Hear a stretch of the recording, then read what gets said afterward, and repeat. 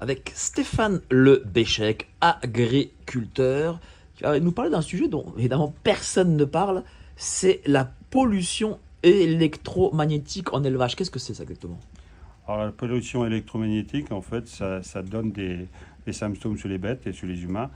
Aujourd'hui, moi, je suis un petit agriculteur, j'ai 40 hectares, j'ai 40 vaches et aujourd'hui, en 6 ans, j'ai perdu 280 bêtes. Ça fait exploser les vaisseaux, en fait, ou hémorragie, crise cardiaque ou AVC. Et ça détruit tous les tissus. Les bêtes ne peuvent pas, comme les humains, se déplacer, ils restent dans une zone. Et à partir de là, au bout d'un certain temps exposé, elles meurent. Mais oui, mais d'où ça vient?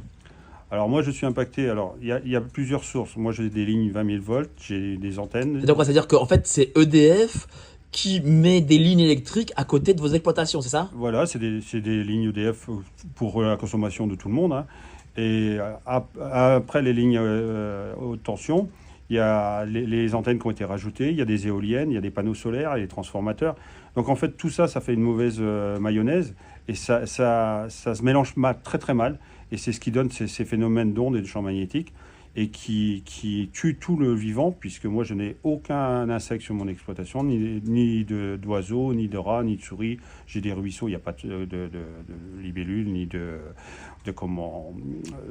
grenouilles, il n'y a rien, il y a pas de vie. Donc quand vous êtes venu à Paris, vous avez eu beaucoup de rats, vous étiez content. J'aurais préféré rester chez moi.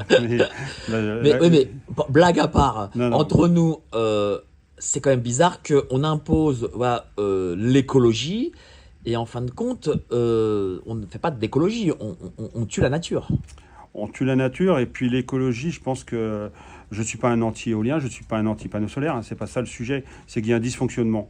Donc si vous avez une voiture qui tourne sur 3 soupapes au lieu de 4, ça ne fonctionne pas bien. Et c'est ce qui se passe aujourd'hui. Il y a un dysfonctionnement et qui est caché par tous les politiques. On les a tous rencontrés. Moi, j'ai rencontré 9 fois le ministre de l'Agriculture, les différents ministres de l'Agriculture. J'ai rencontré Macron, j'ai rencontré tout le staff au niveau de l'État. Les médias nous ont toujours soutenus, on dit que les médias faussent les données des fois ou transforment les données. Non, Cette fois, ils ont soutenu. je les remercie tous parce D'accord. qu'aujourd'hui, il n'y a pas de choses qui ont été erronées dans ce qu'on a dit. Il y a eu un livre qui a été fait qui s'appelle Le Prix du vent. Il a été traduit en bulgare. On a été témoigné en Bulgarie. On a témoigné au Québec. D'autres voyages à l'étranger. Aujourd'hui, à l'étranger, tout le monde voit ce qui se passe en France. Ils sont surpris qu'on ne fasse rien parce qu'on est en avance sur ce qui se passe. Aujourd'hui, il y a plein de dossiers qui ont été faits. Il y a le dossier qui a été fait par l'OPEX. L'OPEX, c'est les sénateurs et les députés. Il y a le rapport Bollot. Il y a les rapports des ministères de l'Agriculture, ministère de l'Environnement qui dit qu'il y a un problème.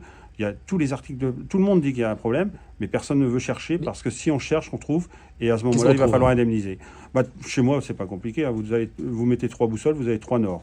Vous mettez voltmètre pour contrôler votre batterie, vous avez 1 volt 4. 1 volt 4 pour une vache, c'est 14 volts. C'est comme si vous buvez votre Ricard avec 14 volts sur la langue. C'est-à-dire indemniser, c'est-à-dire que les agriculteurs, ils sont nombreux à voir ce type de phénomène? Alors, comme on était résiduel, Ouais. pour parler des cas résiduels au niveau du ministère de l'Agriculture, ils en ont eu un peu marre de nous entendre, et entre autres moi. Ils ont lancé une enquête suite à notre rencontre avec le président Macron. Cette enquête a été menée entre juillet et août 2023 par le ministère de l'Agriculture. Les résultats, en fait, beaucoup d'agriculteurs étaient en culture de céréales, enfin en récolte, et n'ont pas pu répondre.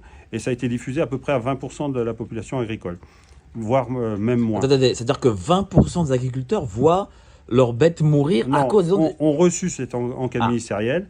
Et sur ces 20%, il y a 2000 réponses. Et il n'y avait que les personnes qui étaient impactées, qui pouvaient répondre, et impactées à moins de 2 km d'une Donc ça veut dire source. qu'il y a 2000 agriculteurs impactés.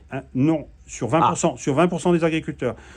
On peut multiplier par 5, donc ça fait au minimum 10 000. Et on peut estimer presque à 25 000 agriculteurs impactés en France. 25 000 agriculteurs impactés? Ah, au minimum, oui. Sans parler de ceux qui ne savent pas. Donc du coup, en effet, s'il y a des indemnités, ça se chiffre en milliards. Oui. Donc Oui. j'imagine que l'État ne veut pas payer des milliards. L'État veut pas payer rien du tout. Et moi, j'ai déposé plainte contre l'État parce que je considère qu'ils sont responsables de notre santé. Donc j'ai déposé plainte pour non-assistance à personne en danger. Et j'ai même déposé parce que les agriculteurs sont obligés de se taire, n'ont pas le droit de parler. Moi, on m'a menacé.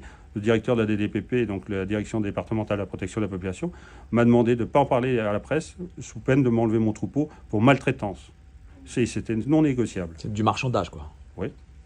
Et aujourd'hui, vous connaissez les agriculteurs, c'est déjà un monde qui ne parle pas beaucoup, qui sont tenus par les marchands d'aliments, les laiteries. Ils sont pris à la gorge, donc ils ne peuvent pas parler. Bon, et le monde agricole attend que son voisin meure aussi pour récupérer les terres à pas cher. Donc on en est là. Mais aujourd'hui... Mais 25 000 agriculteurs, ça représente combien au niveau de la profession? C'est énorme. On est 400 000. Donc c'est 5% d'agriculteurs qui sont impactés par... Qui le savent. Qui le savent, parce que les autres ne le savent pas. Voilà. Et aujourd'hui, on a une autre profession qui est scandaleuse, c'est qu'on a les géobiologues et les charlatans là, qui vont nous faire de la pommade pour dire qu'ils vont guérir tout ce qui se passe sur les exploitations. Donc en fait, on met un pansement sur une jambe de bois. Merci beaucoup, cher Stéphane. Merci à vous. Et il faut relayer à fond parce qu'il faut que les gens sachent. Merci beaucoup. Merci.